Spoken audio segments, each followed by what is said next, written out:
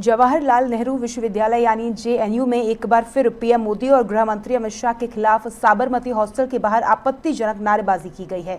ये नारेबाजी दिल्ली दंगे के आरोपी उमर खालिद और देशद्रोह के आरोपी शर्जील इमाम के समर्थन में हुई। इन नारों के बाद विवाद गहरा गया है। इन नारों के बाद राजनीतिक प्रतिक्रियाएं भी आ रही हैं। नेताओं की माने तो फैसला कोर्ट का है, इसलिए ऐसी गतिविधियां स्वीकार नहीं की जाएंगी। जवाहरलाल नेहरू विश्वविद्यालय यानी जेएनयू में एक बार फिर पीएम मोदी और गृह मंत्री अमित शाह के खिलाफ साबरमती हॉस्टल के बाहर आपत्तिजनक नारेबाजी की गई है। ये नारेबाजी दिल्ली दंगे के आरोपी उमर खालिद और देशद्रोह के आरोपी शर्जील इमाम के समर्थन में हुई। इन नारों के बाद विवाद गहरा गया है। इन नारों के बाद अब राजनीतिक प्रतिक्रियाएं भी सामने आ रही हैं। एनडीए नेताओं की माने तो फैसला कोर्ट का है, इसलिए ऐसी गतिविधियां स्वीकार नहीं की जाएंगी। शर्जील इमाम और खालिद अंसारी तो वो काम करने का काम किया। मैं तो कोर्ट को धन्यवाद देता हूं, सुप्रीम कोर्ट को। कोर्ट को भी नहीं मानोगे?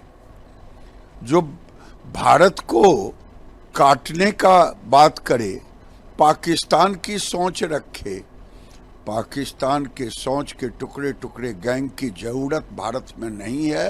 गलतफहमी में ना रहे, ये नरेंद्र मोदी की सरकार है, अमित शाह की सरकार है। ये टुकड़े टुकड़े गैंग आज देश के अंदर में उग्रवादी, नक्सलवादी सबों की समाप्ति है। देखिए, कहते हैं ना कि देश के बाहर के दुश्मनों से ज्यादा खतरा देश को देश के भीतर के दुश्मनों से है।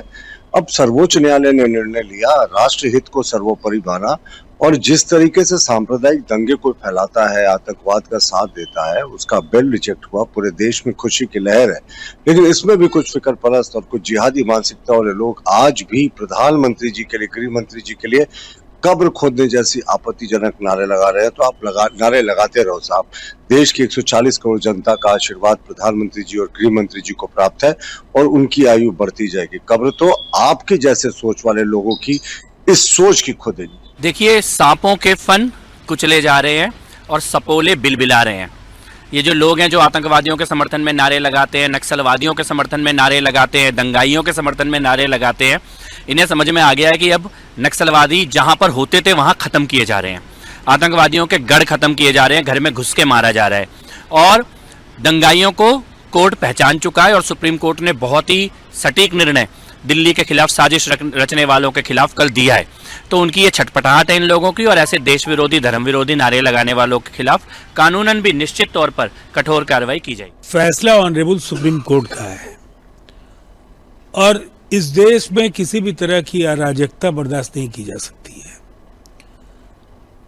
न्यायालय का फैसला सभी पक्षों को मान्य होता है, इसलिए शोर शराबा कठोरतम शब्दों में इसकी भर्त्सना सबको करनी चाहिए और निसंदेह ऐसी गतिविधियां कतई स्वीकार्य नहीं है। जबकि विपक्षी नेताओं ने भी इन नारों का विरोध किया है। विपक्ष की माने तो ऐसी भाषा का इस्तेमाल कहीं से भी सही नहीं है। आप किसी चीज़ का विरोध करिए, आपका अधिकार है। तो कोर्ट के जजमेंट्स आते हैं, कई लोग उनका समर्थन करते हैं, नहीं करते हैं, वो आपकी मर्जी की बात है। लेकिन इन तरीके की भाषा का इस्तेमाल करने की मैं बिल्कुल निंदा करता हूँ। कहीं भी कोई भी ऐसी भाषा, चाहे राजनीतिक हो, चाहे सामाजिक हो, जिसमें हिंसा हो, जिसमें आप लोगों के खिलाफ लोगों को भड़काने की कोशिश करें, भले आपका मकसद कोई भी हो, आपका मन कोई भी हो, ये बिल्कुल भी गलत बात है। कांग्रेस ने हमेशा इस बात को कहा है कि सार्वजनिक समाज में, दुनिया में हम लोगों को शब्दों का चयन बहुत ध्यान से करना चाहिए और इस तरीके की भाषा का बिल्कुल भी इस्तेमाल नहीं होना चाहिए। याचिका खारिज कर दी थी, जिसके विरोध में ये प्रोटेस्ट हुआ है।